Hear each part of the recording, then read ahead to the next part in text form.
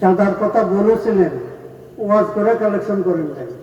সাহাবা একরামদেরকে বলছেন তাবুকের যুদ্ধে, এই যুদ্ধে একটু ব্যয়বহুল, তোমরা যার পক্ষে যতটুকু সম্ভব হয় তোমরা অংশগ্রহণ করো।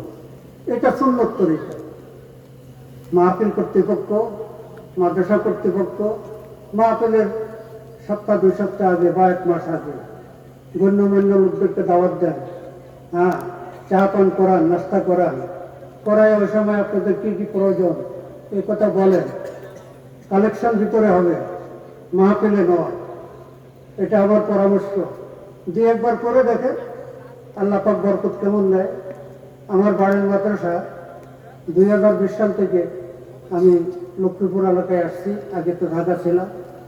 আমার ওখানে 3 দিন ব্যাপী মাহফিল হয়, দিবারাত্র 24 ঘন্টা। লোকজন নিজেরা পাকশাক করে খায়। আমি আল্লাহওয়ালাদেরকে দাওয়াত দিই, কোনো কালেকশনে